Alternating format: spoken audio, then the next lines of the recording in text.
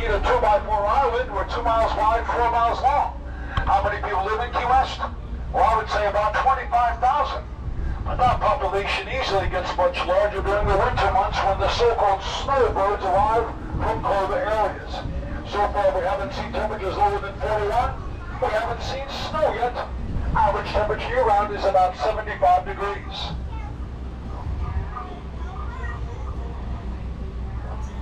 Well, folks, it's a known fact that we have a lot of wildlife in the Florida Keys, especially birds. Have you ever thought about this question?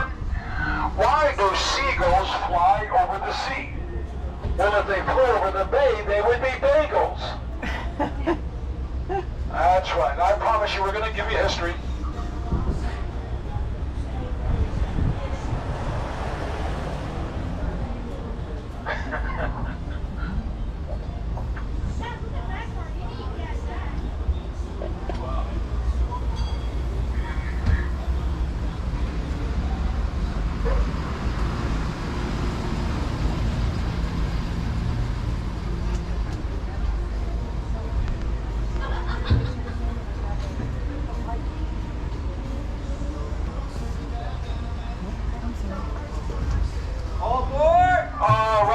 Conductor Travis, let's begin our journey. Alrighty, the little yellow depot to my right was a one-man barbershop from 1917 all the way to 1956. If you want to check out the works of local artists in town, look to the right. The Key West Art Center is a great place to begin. As we move forward, begin looking to the right to a large reddish brick building. This was the customs house where shipwrecking cases were heard. And in 1898, there was an investigation here to check out the sinking of the U.S. Maine in Havana's harbor. It led to the beginning of the Spanish-American War. On the right up the steps, just past the cannons, here's the Bell Fishers Maritime Museum.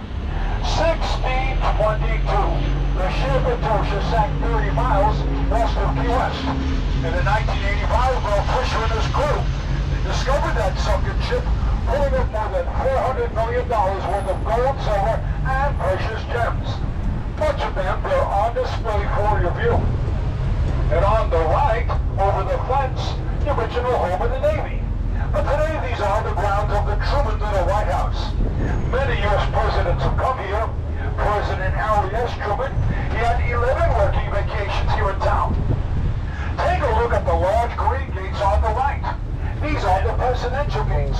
They were built here in 1906, with the first open of a 1912 for President Howard Taft.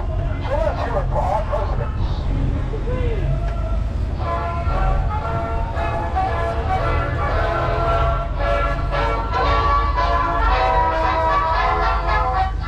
On the left side, I'm pointing to the largest tree in town. This one is a banyan tree, a ficus family member of trees, well known for their aerial roots. If one of these roots touches the ground, or another part of the tree, it will form another trunk. And I think that's just tremendous. If the police catch you messing with this large plant, be careful. You may get arrested for treason. On the right corner, we're looking at the Key West Post Office, built on this right corner in 1985. By former architect and mayor Sonny McCoy.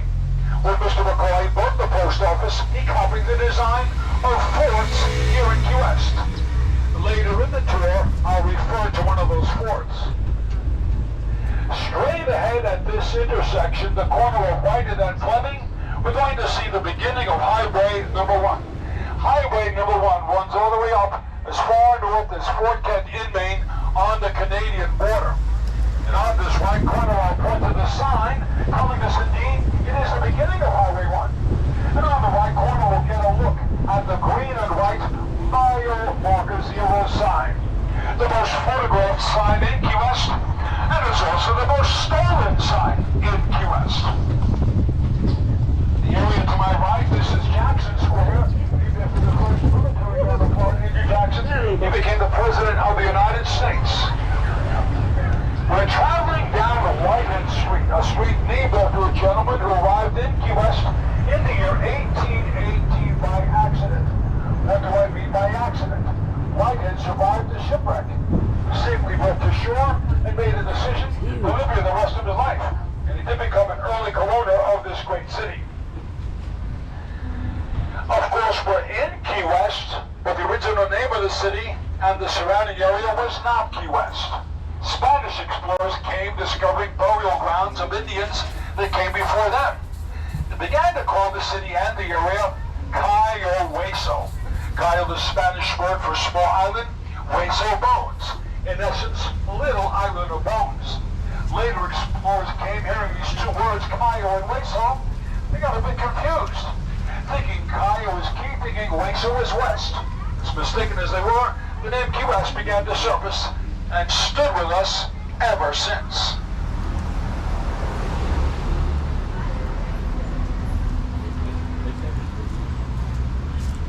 One of the things I will be doing on the tour is pointing to several historic churches. We are approaching one of them now. In just a minute, we're going to pass one of those churches. The Cornish Memorial AMC Zion Church was named after Sandy Cornish. Sandy Cornish was a slave in Maryland, but he was set free. He moved to Key West, and he opened up a very productive farm. With prosperity and gratitude within his heart, he helped establish this church on my right, one of the first Afro-American churches of South Florida.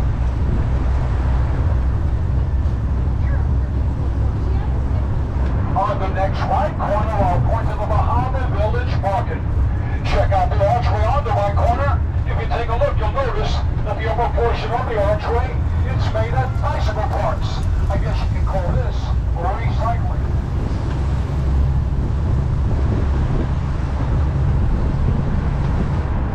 On this next left corner, we'll find the grounds of the Hemingway home. Famous author Ernest Hemingway arrived here in 1931 with his wife Pauline. While he was here, he wrote several novels and short stories. He lived here from 1931 to 1939 when he did decide to move to Cuba. And on the right, across the street from the Hemingway house, it's the Key West Lighthouse. The original lighthouse of Key West was built in the year 1825 by the ocean. But the first lighthouse was completely destroyed and washed out to sea by the hurricane of 1846. 1 year later, 1847, this lighthouse was built in its place. The building on the right corner, it's the Lighthouse Keeper's Quarters building. There are two doors off the front porch. Two families would live here side by side. Their mission was to go up 88 steps to the top of the lighthouse to keep the lights on and to steer ships away from a very dangerous barrier reef. By the way, the road right in front of us, this is Truman Avenue. It's all part of Highway number 1. It was formerly called Division Street because years ago this road did serve the purpose of being the official borderline between Key West and its suburbs. We are now going to pass through an area formerly called Gato Village. Eduardo Gato, prosperous cigar manufacturer who lived here during the 1800s, he was concerned that his factory workers would have places to live. So many of the buildings in this area, they were built by him to meet those housing needs. The military has been with us here for many years. They came here initially, they were attracted to the remote location of Key West and the natural deep water harbor in the area. I'm wondering if there's anyone on board who can tell me the first mission of the Navy. In 1833, you girls in the front, you know what the Navy did in 1833? Well, what they did, young lady, is they chased out dangerous pirates from this whole region, chasing many of them towards Cuba and Puerto Rico. Now, the military has been with us here for the duration of the Civil War, Spanish-American War, World War I, World War II, the Korean War, the Vietnam War, and the Gulf conflict. If you're in the military or if you've served in the military as my father did during World War II, I salute you and your family. Let's hear it for our military.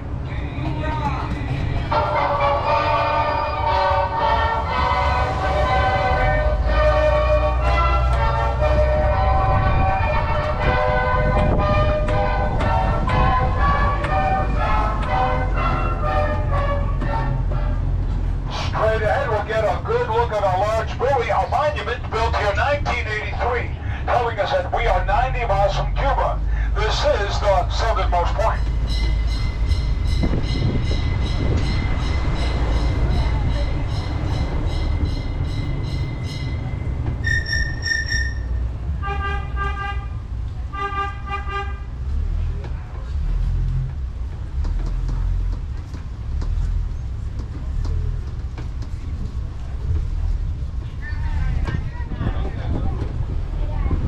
I love these tourists. You know why I love these tourists? They always get to the point. Well, maybe hoping and praying I'll get to the point. That's what I'll do. I am pointing to the next right corner, to the southernmost house, built on the right corner in the year 1896. The cost to build it then, $250,000. The house is worth well over $6 million today. It is a Queen Anne style architectural home. And on the left corner, a home originally lived in by Eduardo Gatto, the prosperous cigar maker who lived here during the 1800s. Here we're going to make a left turn onto Duval Street, the main street of Key West. If you walk the entire length of Duval Street, congratulations. You've done what the locals call the Duval Crawl. It'll take you about 30 minutes. That, of course, depends upon how fast you walk or how many stops you make along the way. And on my left, one of my favorites, the Key West Butterfly and Nature Conservatory. Inside, live butterflies from around the world and live birds, including flamingos. It's a great place to be refreshed. During the 1800s in this area, there were many cigar factories. Most of the factory workers were fleeing Cuba, securing their independence from Spain. This leads me to mention the name of Jose Marti. Jose Marti is considered to be the George Washington of Cuba's fight for independence from Spain. Several times Marti would come to Key West to call upon the crowds. Folks, I'm a carrier. You might want to be alert for celebrities, especially here on Duval Street. The other day on this road, I met Joe Namath, former football player for the New York Jets. His father spent $25,000 on his son's education, but he only got a quarterback. Well, if you didn't like that, but I have good news. We are approaching our first stop. This first stop will be stop B like and boy. It is the Duval Station, Truman Avenue, and Duval Street. Not far from the Hemingway House, the Lighthouse, the Butterfly Conservatory, and the southernmost point. But folks, for your safety, wait until I give you okay here before you leave the train so you can exit safely. We're only going to be here a couple of minutes and then we'll move on to our next stop. Now, if you do decide to leave the train here, that's fine. Simply return here a little later to complete the rest of your tour with another tour guide engineering train.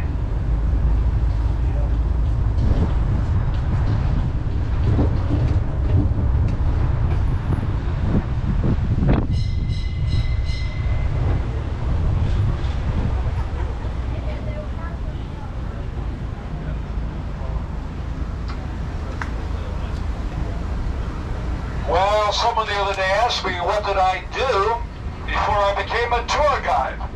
I work for a calendar factory here in town, but they let me go because I took a few days off.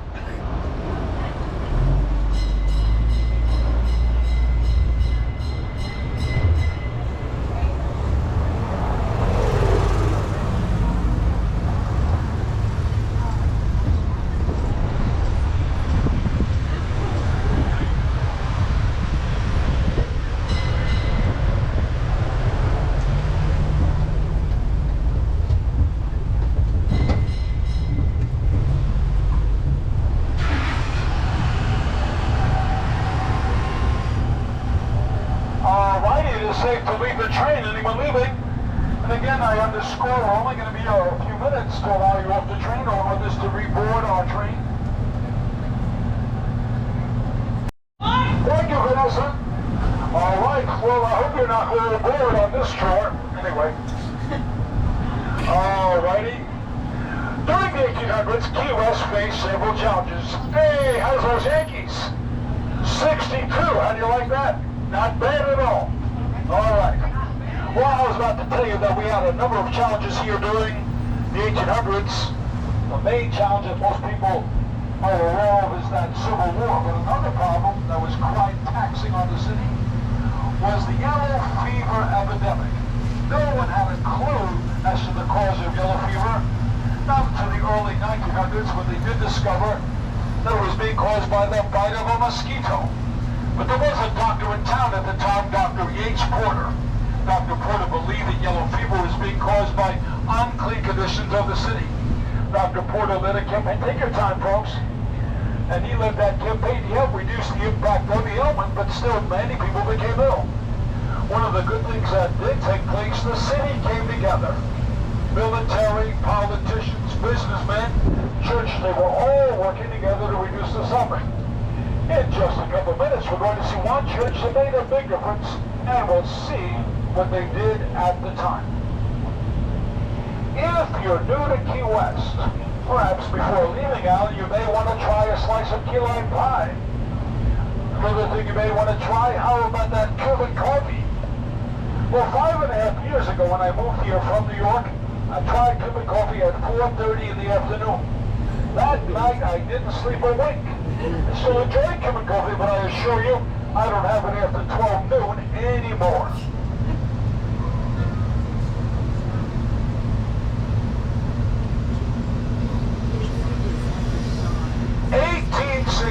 That was the year the Civil War began. And in 1861, the area was clearly occupied by Union forces, military from the north.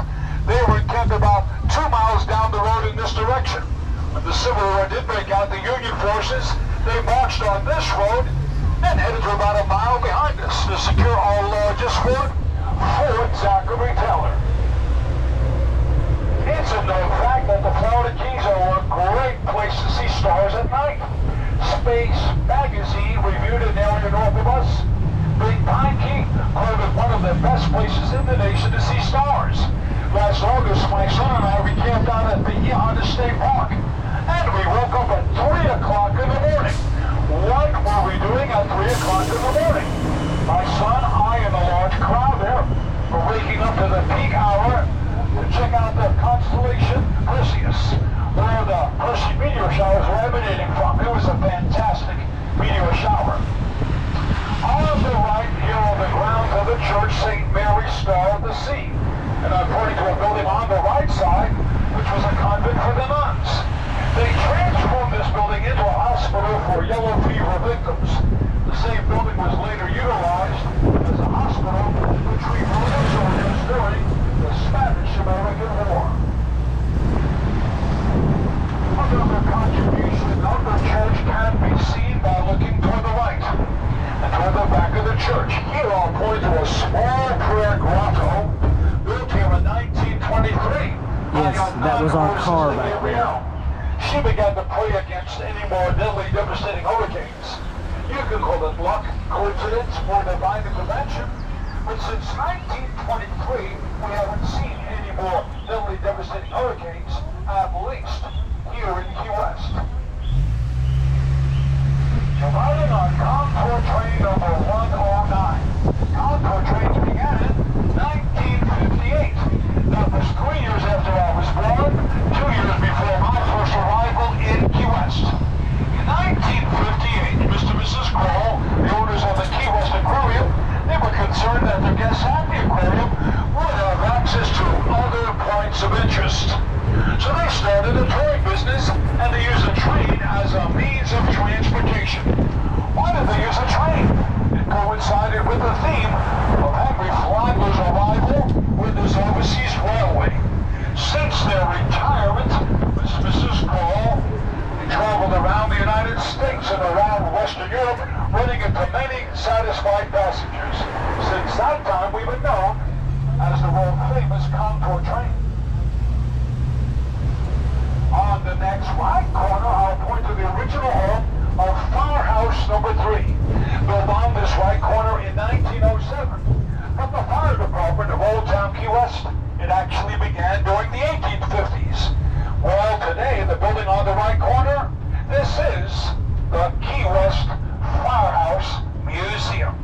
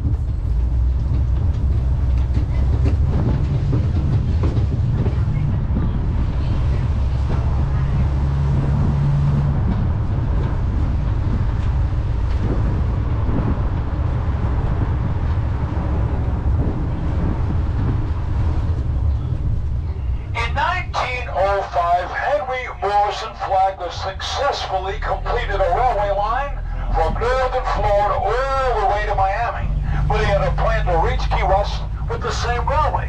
At the very beginning, some thought he was out of his mind, a bit crazy. They called his effort Flagler's Folly. But in fact, in 1912, Flagler arrived in Key West. Later in the tour, I'll show you exactly where he did arrive. If you drive your car through the middle of the Florida Keys, certainly you'll drive your car right through the city of Marathon. In Marathon, there is a small island, Pigeon Key, beautifully situated between the Gulf of Mexico and the Florida Straits, off the old 7-mile bridge. It was on Pigeon Key where Flagler set up a work camp to complete his railway. Have you noticed that we have a lot of chickens in town? Where did all the chickens come from? Well, believe it or not, they all came from eggs. I knew you would learn something on this tour, but seriously, folks, during the 1800s, cigar makers in town would raise up these chickens for fighting and gambling. The government stepped in and said, no more fighting chickens, no more gambling, letting them all go. Several years ago, Monroe County came up with a law protecting all the birds. As far as the chickens are concerned, you can attach them, hurt them, kill them, cook them, or eat them. So here in Key West, we have McDonald's, Burger King, Taco Bell's, Wendy's, but no Kentucky Fried Chicken. Let's get back to Henry Flagler again. He felt strongly that his guests on the railway should have access to first-class hotel accommodations. On this next right corner, a very large hotel. It is the Casa Marina. In the early days of this large hotel, you could spend the night here at a rate of $8 to $12 a night, and you would get 3 meals a day.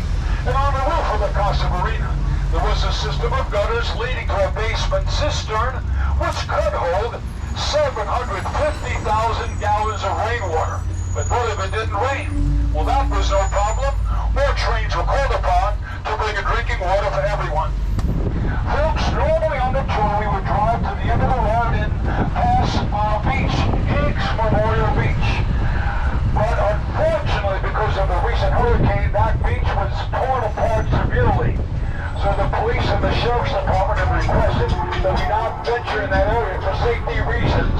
But I'll give you some information about the body of water out there.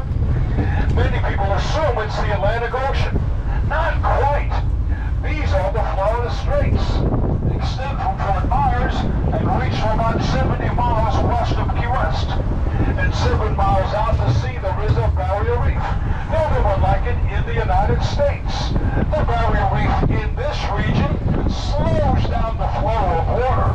So much so that by the time the waves reach here or any beach in the Florida Keys, you would notice that the waves are small. Years ago, along that barrier reef, there were no lighthouses, and because of this problem, ships would often crash on the barrier reef. When they did so, this was the cry you would hear in the town of Key West.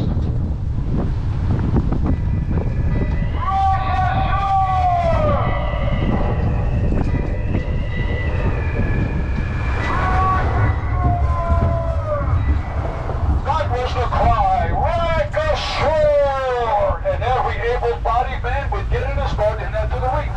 Of course, priority number one, rescue the passengers and crew. Once they were safely ashore, the next focus was get right back to the reef. And the first person to the reef was considered to be the wreck captain. They would get 25% of all the goods salvaged in the wreck. By the year 1850, because of shipwrecking, Key West became a very wealthy city. I have another question for all of you. We're riding on a world-famous conch tour train. Do you know what a conch is? Well, perhaps you do. It's a well-recognized shell. Inside that shell, you'll find a sea mollusk or a sea snail, which you can try for lunch or dinner. Conch fritters, conch chowder, conch salad, and more. If you're born in Key West, you're a conch. 7 years or longer, you're a freshwater conch. Boys and girls, ladies and gentlemen, the road we're traveling on, it's made of concrete. Well, did you know that we have a tiger in town? We sure do. Here's Key West City Hall. And on the left corner, I pointed to the tiger of Key West. It was built in our high school by students in their welding class. Check out the teeth of the tiger. You have any idea as to what the teeth are made from? Well, I'll tell you, The teeth of this tiger, they're spark plugs from old cars. April 23rd, 1982, the Conch Republic was born. Highway number 1, which I pointed to earlier in the tour, it's the only way into Key West and the only way out of town. With a vehicle, of course. In 1982, the government put a blockade on the highway. That blockade was located much further north, near Key Largo. What was the purpose of this blockade? The government was concerned that some might be trying to get by with forbidden contraband. Really bad stuff. Well, the blockade was hurting tourism, and the mayor of Key West repeatedly pleaded with the government to end the blockade. Nothing seemed to work until one day, the mayor came up with another idea.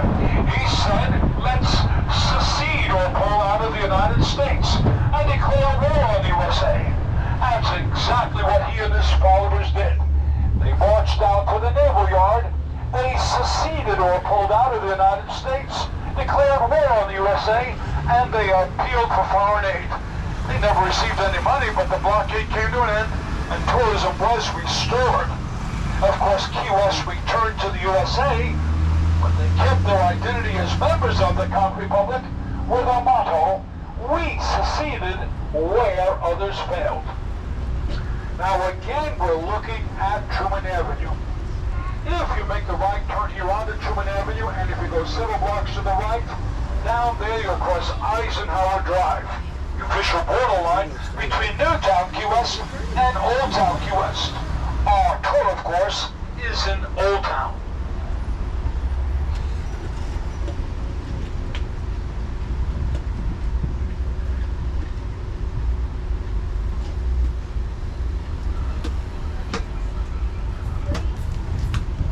Alrighty, as we cross Truman Avenue, begin looking to the right side, look to the left side, look to the roof of the tops of the buildings. What will we see? If not true, all of them, most of them indeed have a metal or a tin roof. 1886, a terrible fire ran through Key West, destroying more than $2 million worth of property. It was noted back then, homes made entirely of wood. The fire was spreading from roof to roof. On the other hand, metal or tin roof homes would not burn. So after that terrible fire, there was a new law in town. Every building in Key West must have a metal roof. Now, another reason for a metal or tin roof is this. 1941, the Navy built a pipeline from the mainland all the way to Key West. The purpose of the pipeline was to bring in drinking water. Before 1941, these metal or tin roofs were connected to gutters, leading to a cistern on the property for the purpose of collecting rainwater for drinking purposes. Straight ahead, maybe this is something you're just dying to see. Straight ahead, it's the Key West Cemetery. Now, the original cemetery of Key West was located not far from the southernmost point. But the first cemetery of Key West, it met the same fate as the first lighthouse of Key West. Both of them were destroyed and washed out to sea by the hurricane of 1846. So this cemetery was built in its place.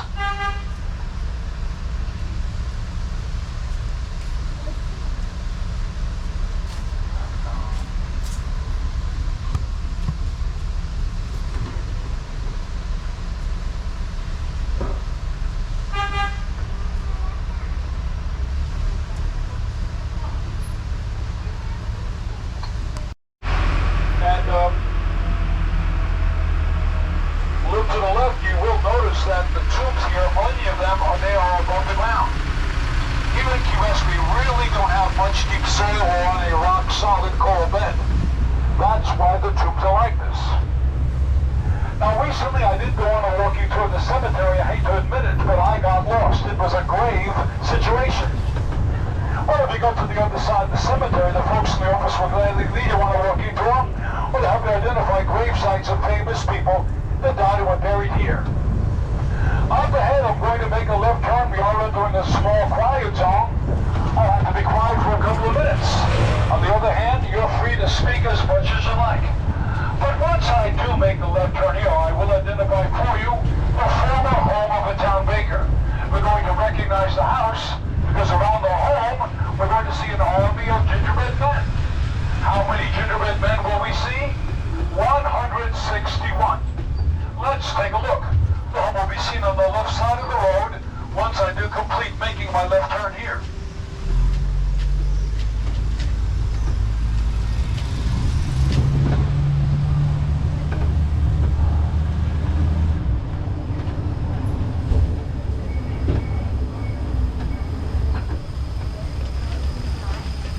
Oh, the frame.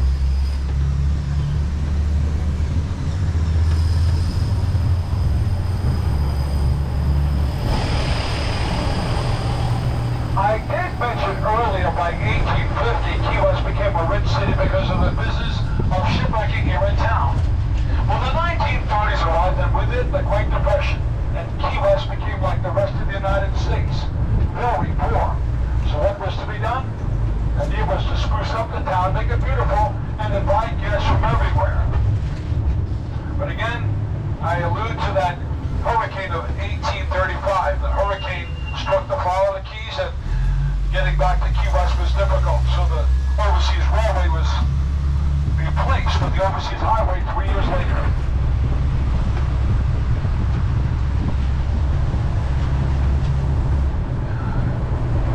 On this next block, first home on the left, look up, look to the roof or the top of the building. Here I'll point to a captain's walk. The structure on top of this building gave an opportunity for people to go up there with a pair of binoculars or a telescope, looking to the barrier reef to see if any ships are crashing up there. Now, if you missed that last captain's walk, or if you simply wish to see another one, I'll find another one for you on the next block.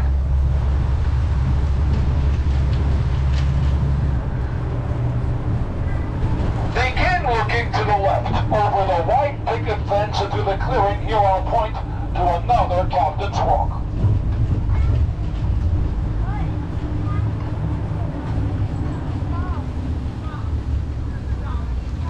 If you care to see another one, I'll be making a right turn here onto Simonton Street. This next captain's walk will be seen on top of the yellow and the turquoise building. The yellow and turquoise building on this right corner. This is where the first Jewish synagogue of Florida was constructed, 1905. But again, if you care to see another captain's walk as I make my right turn, simply look to the left and look up, and we'll see another one together.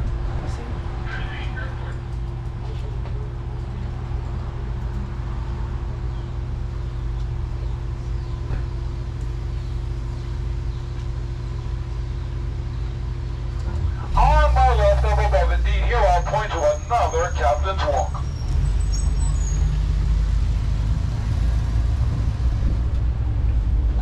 I just made the right turn onto Simonton Street. Simonton Street was named after a gentleman who did purchase Key West from the Spanish Navy in Cuba back in 1822. 1833, Simonton went to Washington, D.C. He called upon the Navy to come here to chase out those terrible pirates. Once the pirates were gone, Simonton invited fellow businessmen, their wives and children to a safe Key West.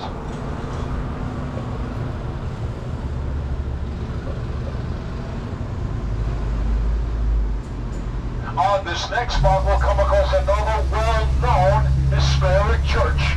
On the right corner, we'll see the United Methodist Church. It's the longest-standing church from its beginnings. Now, by making a statement like this, I'm simply telling you the church building on the right corner, it withstood the trials of all the hurricanes in the fire of 1886 without having its building completely destroyed. I also mentioned earlier in the tour that 1931 was the year that Ernest Hemingway moved into his Hemingway house. But it was 1928 when he first arrived. In 1928, there were no bus lines. Taxi service was unreliable. Hemingway needed a car. What did he do? We'll find out in just a minute.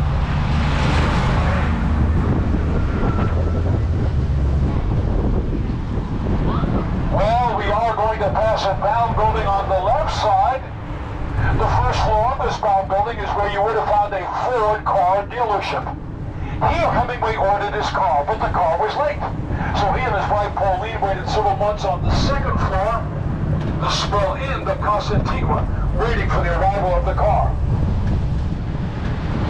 Several times on the tour we mentioned the success of cigar makers here during the 1800s.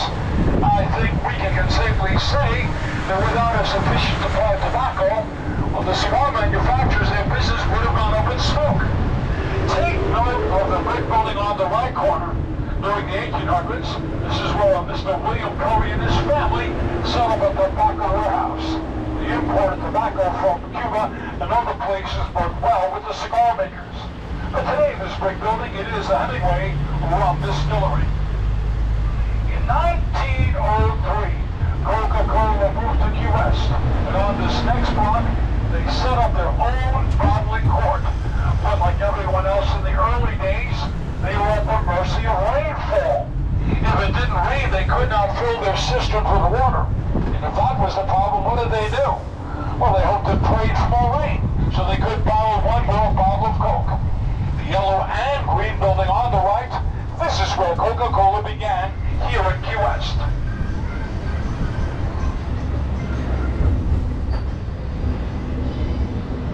Here we're going to make a left turn and we are returning to the Mall Street, the main street of Key West.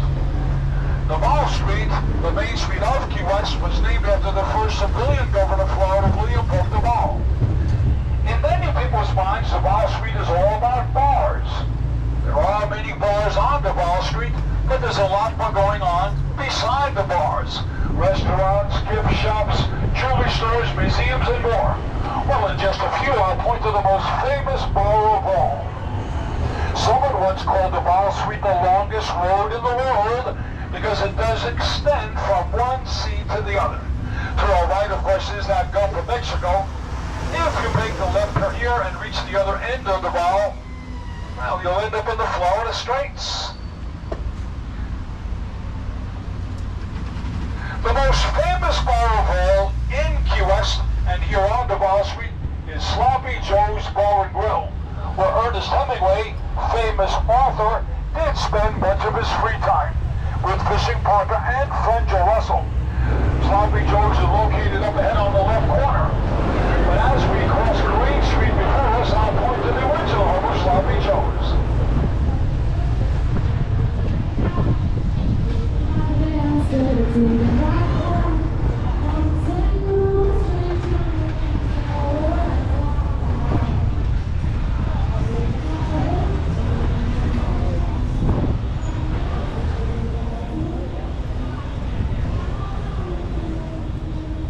As we cross Green Street right in front of us, I will be turning to the right down Green Street. I'll be turning to the right down here to a yellow building. The yellow building down here on Green Street is Captain Tony's Saloon. The original home of Sloppy Joe's until 1937. Sloppy Joe's, of course, today is on my left.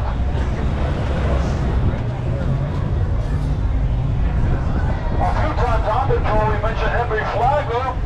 We mentioned that Flagler reached Key West in 1912 with his railway. In 1912, the mayor of Key West was Dr. John Fogarty. Mayor Fogarty's former home is on this left corner. Today it is Fogarty's restaurant in honor of the mayor. For 3 days and for 3 nights, the mayor opened up his home to celebrate the arrival of that first train.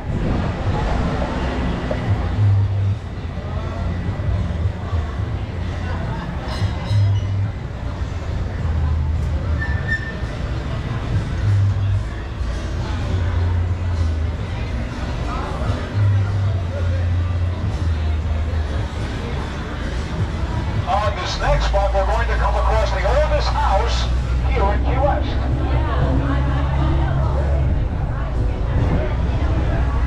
On the right, we're going to pass a Michael with an elevated porch and silver flags. The oldest house in Key West was built here on the right, 1829. How do you like that? That was the year that I was born. The first schoolhouse of Old Town Key West was on this block. I say was, it burned to the ground by the fire of 1886. Right corner, second floor porch, look up there, you'll find a school bell, which was built from the ashes of the first school. schoolhouse building. Now, folks, I'm from New York City, and in Manhattan, New York, we sure have a lot of tall buildings or skyscrapers. The skyscraper of Key West is on the right. This tall, 7-story yellow building is the La Concha Hotel. It was built here in 1926. 1947, playwright Tennessee Williams, he came to this hotel to finish writing his play, A Streetcar Named Desire. While writing his play in the hotel, he fell in love with Key West. In 1949, returned to the area to purchase his own home. On the right, just past the CBS, here on the Margaritaville store in Cafe. Set up here by Jimmy Buffett, 1985. Jimmy Buffett, well-known songwriter, singer, lived in the area associated with this song, Margaritaville. On the left, we'll pass Walgreens drugstore. This Walgreens is where the Strand Theater was built, 1933. In 1974, the Navy left Key West in very large numbers. When they left Key West at that time, they left many storefronts here on Duval Street completely out of business. But the city of Key West made an interesting deal back then. For just $1, you could purchase storefront property, as long as you did your best to have it up and running by the 1976 bicentennial celebration of the USA. And this seemed to work. Prosperity returned into Wall Street. One of the things you will find on the Wall Street are art galleries associated with the works of local artists. On the left, here's the artwork of my favorite local artist, Robert Weiland. Robert Weiland is well known for his ability to capture marine life with either a sculpture or painting. But if you do any kind of extended walking here on the Wall Street, you run into many art galleries, again, associated with the works of our local artists.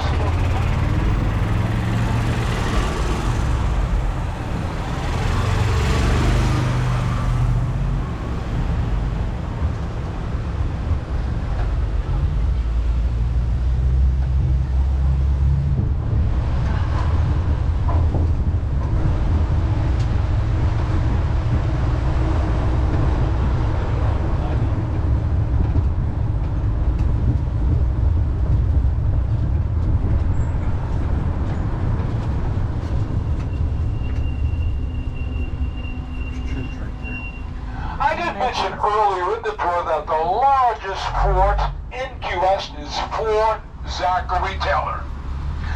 Fort Zachary Taylor is easily reached by taking Southern Street, the road right in front of us. Take Southern Street to the left all the way to the end. And by the fort, a beautiful beach where many couples have been married over the years. It's a popular wedding spot because the sunset there is quite impressive. On the right corner, another well-known bar, the Green Parrot Bar. The building on the right corner was built in 1890. Long before it became the bar that is, this was the town grocery.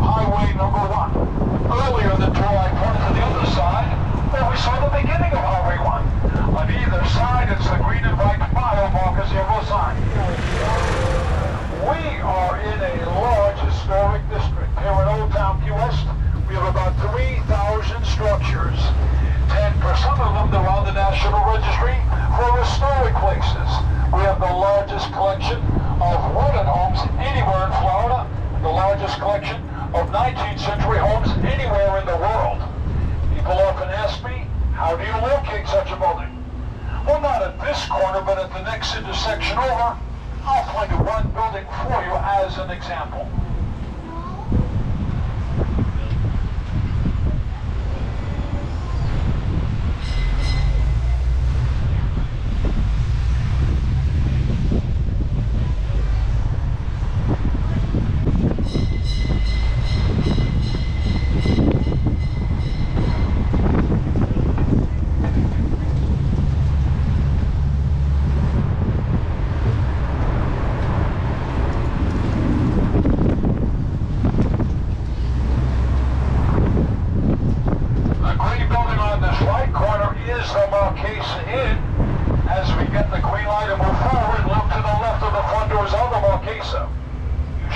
to see a small bronze plaque indicating the historic status of the building.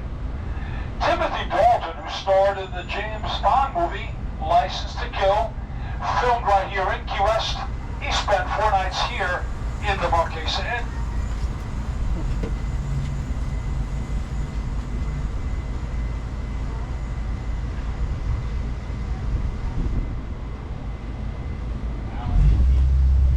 The Marquesa Inn is on the right. Keep looking to the right. I'll point to a home with high ceilings, large windows, and Bahama shutters, intentionally built this way for adequate ventilation of the structure. It's a New England classic revival home.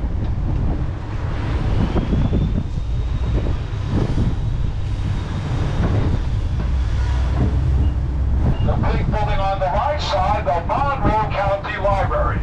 The library system began on the Florida Keys during the 1800s. But the big building on the right, built here in 1959, with Bermuda-style tiles on the roof. If you like palm trees, you'll love the backyard of the library. 25 varieties of palm trees, all indigenous to the Florida Keys. On the next block, second home on the left, we'll find a white home with turquoise shutters. If you're able to do so, look to the roof of the home I'll point to. And on the roof, you will find a zigzag pattern. This is a zigzag house. Now, if you're having trouble seeing the zigzag on the roof, keep looking to the left. I'll point to the other side of the building. Perhaps you get a clearer view of the zigzag pattern on the roof. The upper portion of that zig and zag was ideal for slowing down the flow of heat into the building. The lower portion of that zig and zag pattern was great for trapping rainwater for drinking purposes. During the 1800s, the yellow building on the left, this was a sponge warehouse. Key Westers would go out with small boats. They would lower a bucket in the water. That bucket had a glass bottom. They would locate those sponges and lower into the water a very long pole attached to a fork. Every year they could bring up about $1 million worth of profits in natural sponges. In the 1900s, Greeks came with diving equipment, and they were able to stay underwater for a long period of time, bringing up sponges by the basketful. Well, the fighting between the Greeks and the Key Westers, it got so bad, the Greeks eventually left. But in 1938, a red tide struck the area severely, and the sponging industry of Key West, it simply faded away.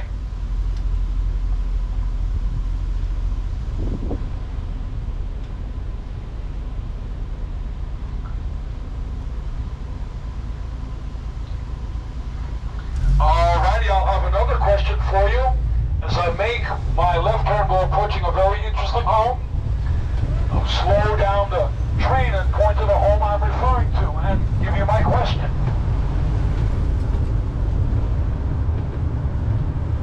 Simple question about the house on the left. Can you see the windows on the second floor? Well, maybe you can a little bit. This is an eyebrow house. The second floor structure is its eyebrow. Theoretically, it was built that way to stop heat from entering the house. But to be very honest with you, many times the eyebrow didn't work. Many times it warmed up the house. Now, it did work, of course, if there was a strong breeze or a wind to usher the heat out of the area of the building. Here in Old Town, Key West, we have about 100 of the eyebrow homes. Earlier in the tour, I did make a promise to point to the very location where Henry Flagler arrived in Key West in 1912 with his railway. On that first train with Mr. Flagler, many important individuals, including the President himself, President Howard Taft. But let's get to the point. Where did Henry Flagler arrive? Up ahead, I'll make a left turn, and as I make my left turn, I'll point to the very location where Flagler reached Key West.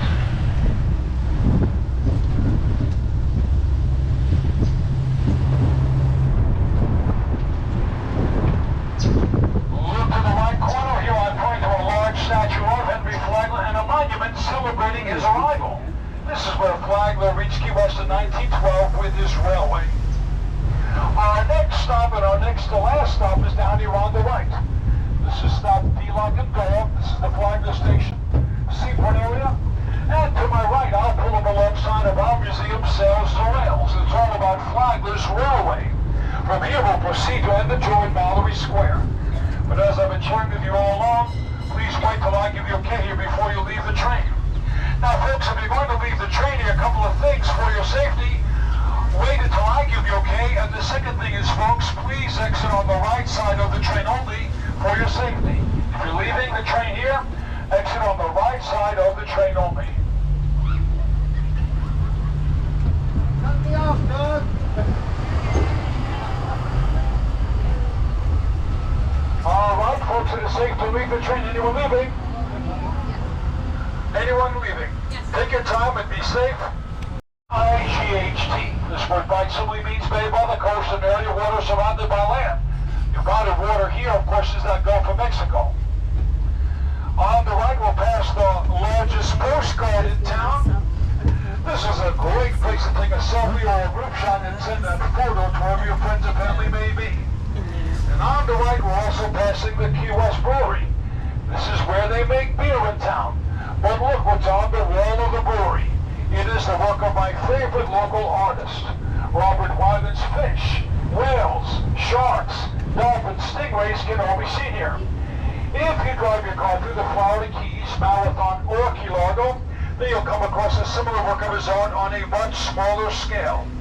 If China opens up again, let's go to Beijing. Outside of Beijing, an interesting section of the Great Wall.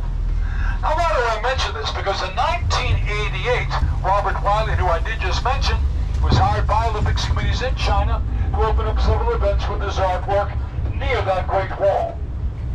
In the 1960s, this was a rough and dangerous neighborhood.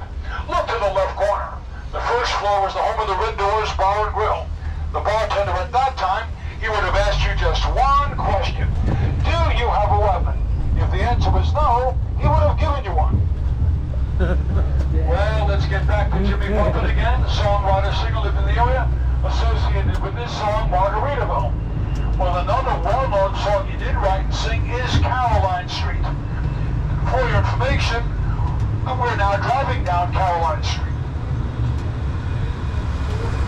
There's a woman going crazy on Caroline Street, stopping every man that she does meet, saying if you need him, I show you my days on Caroline Street. Several times during the tour, we made an effort to point to interesting homes, some with historic merit, some with unique architectural features. Well, in just a few, we'll see a home with those ingredients tied together. Historically speaking, the Curry Mansion, which we'll see, was built by a gentleman who moved here from the Bahamas, and he did become one of Key West's first self-made millionaires.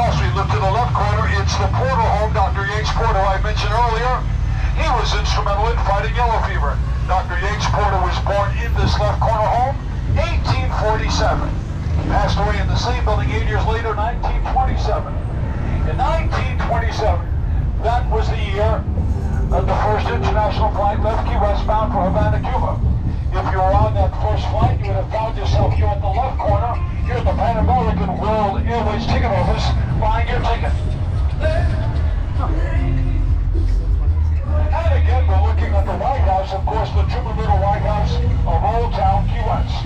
They give tours of the White House. Inside to learn about all the U.S. presidents. Then visiting Key West to learn what they did while they were in town. Especially President Harry S. Truman. He came to Key West 11 times. Straight ahead there's my favorite place to see Key West from above. It's the tower of the Shipwreckers Museum. At the base of the tower, an interesting museum all about the shipwrecking industry, which prospered Key West here during the 1800s. On the right, we're passing the Audubon House inside the birds of the Florida Keys. Paintings done by him. The backyard, a lovely tropical garden. The most popular place to see a sunset at the end of the day is off the Mallory Square dock, accompanied by all kinds of free entertainment, which we call the Sunset Celebrations. Folks, I'll remind you that we have one more tour left before we call it a day. That'll be the 415 tour. It's just around the corner where we began our journey earlier. Again, the last tour will be around the corner at 415.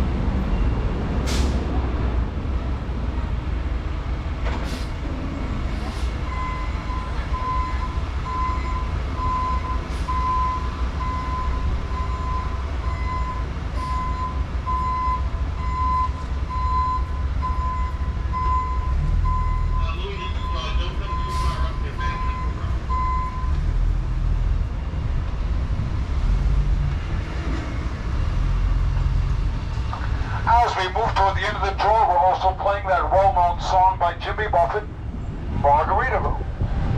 And one more time, folks, I'm going to ask that you please wait till I give you okay before you leave the train so you can exit safely. Please check your seats for all your personal belongings and take them with you. But most of all, remember to take care of yourself, folks. Drink plenty of water. Take breaks from time to time. Of course, the buildings in the area are well air-conditioned. If you're interested in learning more about the people we covered on the tour historically, as I make my left turn on the next right corner, you're going to find a free sculptural garden where you can learn more. The Mallory Square dock is straight ahead. That's where you can see the sunset and the sunset celebrations later today. To my left is the Shipwreckers Museum with the tall tower giving you a great view of Key West from above. Folks, I want to thank you so much for joining us on the tour. We hope that you've enjoyed the tour. Enjoy your entire time while you're here in Key West. If you have any questions once you arrive, I'll be glad to help you. Again, our next and final tour will be on 415. Come on, left on Front Street. If you're looking for a restroom, go to the right of the square, or inside the mall, top of the escalators, that's where you're going to find the restrooms. And as soon as this trolley pulls out, we'll be in a position to drop you off safely